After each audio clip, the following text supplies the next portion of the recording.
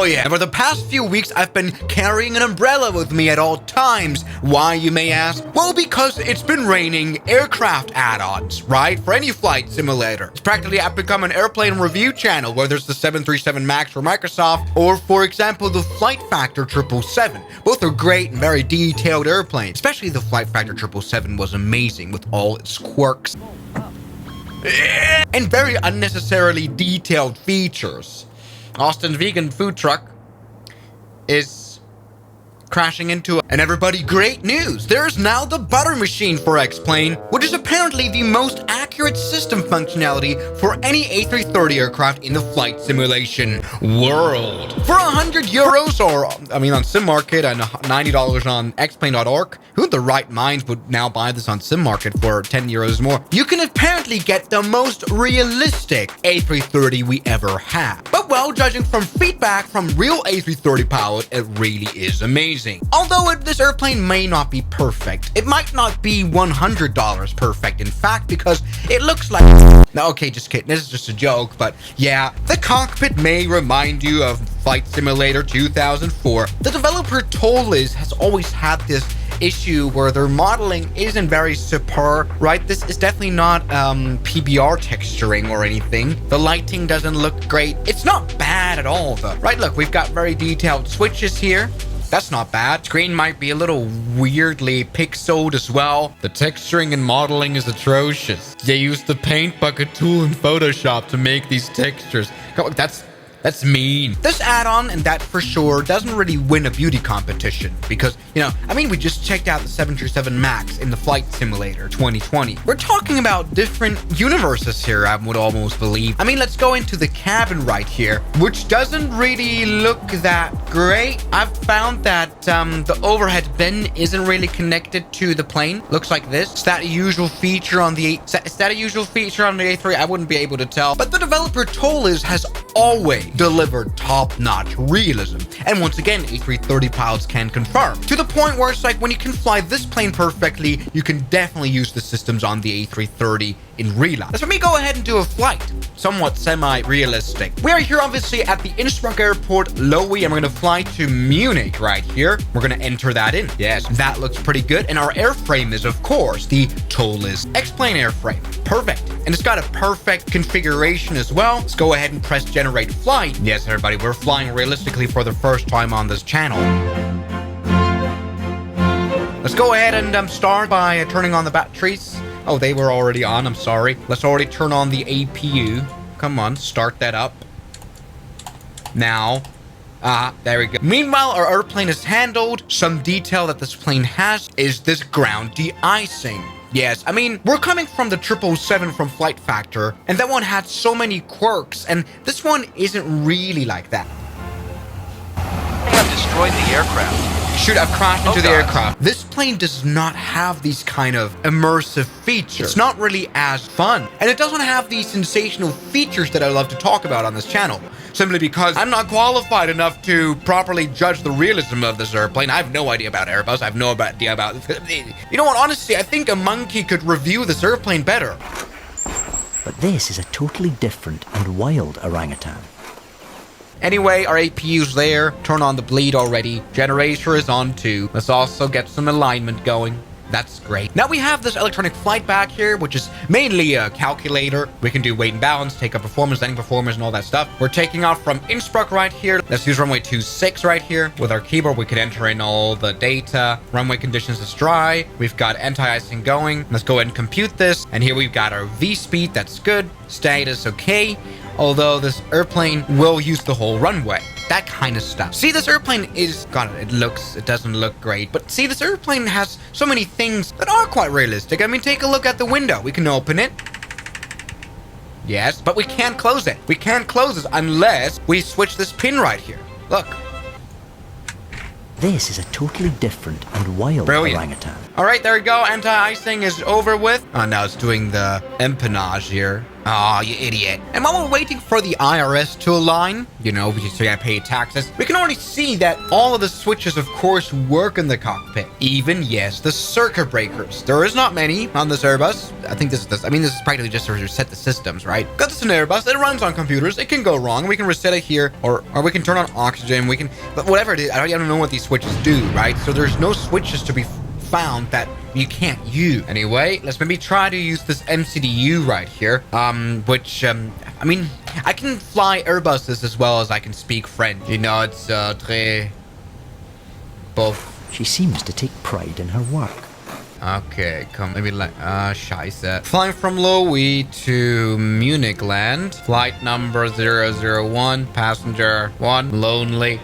Cost index 100 million. All right, let's select our departure. We're using runway 26, and we're using the Mokti 1 X-ray departure, which is right here. Turn airway via. For our arrival, we're going to use runway, 6 right, via the Beto 1 Bravo approach. Okay, that's perfect. Let's go ahead and just start this plane up. We don't need any pushback, nor does this plane have any special pushback feature like we have. Hammond, you idiot! You reversed into the sports law! I mean, okay, there is an auto pushback that will push us back like what?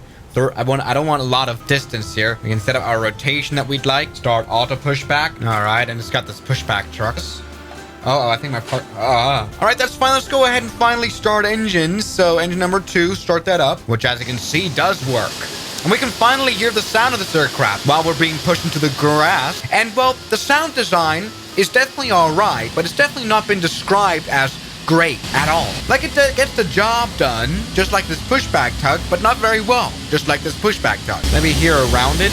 Yeah, that sounds not great. Could be mobile flight simulators to get the first engine going too. So yeah, there definitely needs to be a sound pack to come out for this airplane. Yeah, it doesn't sound necessarily amazing. Let's get rid of the pushback tug, which I don't even know how to do, but maybe we can just go full power. Yeah, kind of like that.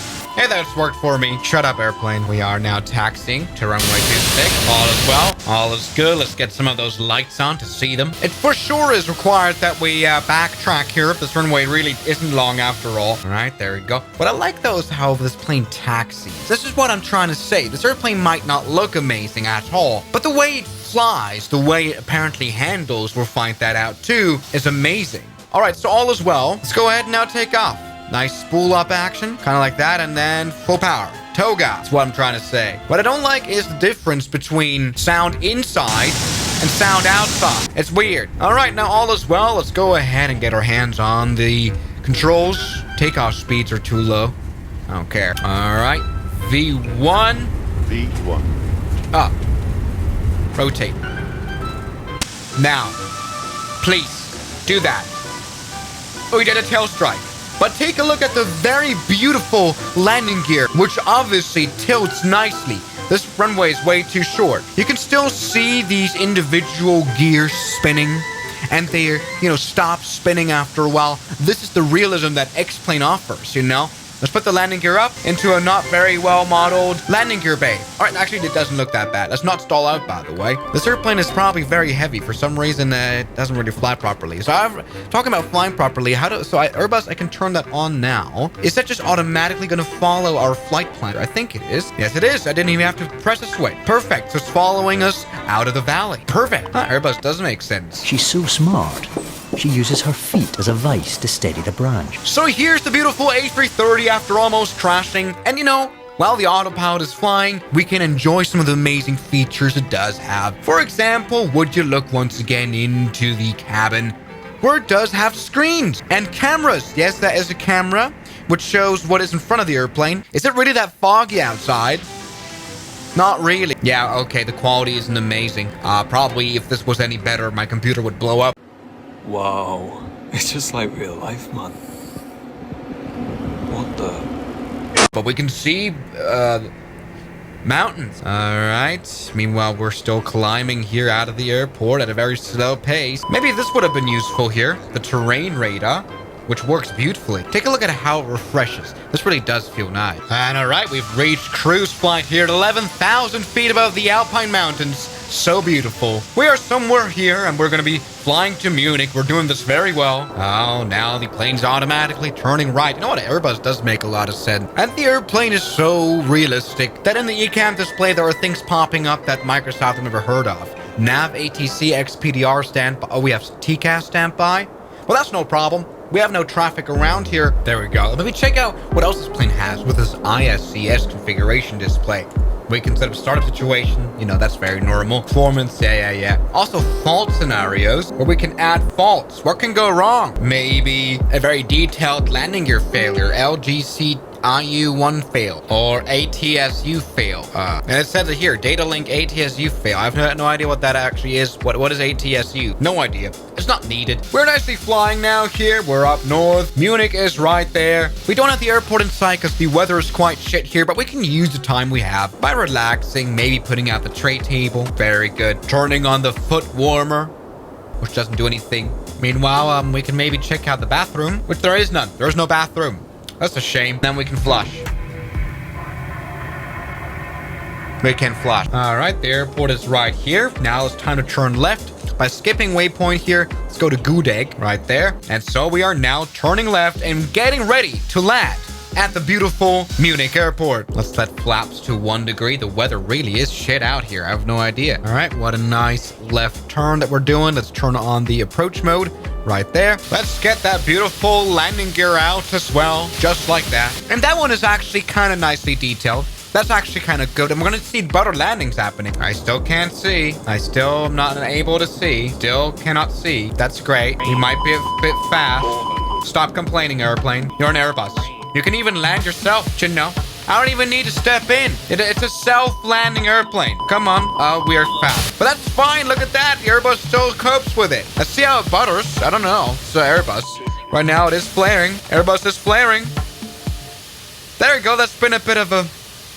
That's been a landing at least. And we can see, yes, the landing gear works well. Just, that was a quick landing. Let's see if we can stop now. So reverse thrust, full power. Let's maybe see what happens if we don't put on the brake. Because some of the exciting features that this thing has is sort of an overrun protection. It's supposed to warn you. It's not really warning me.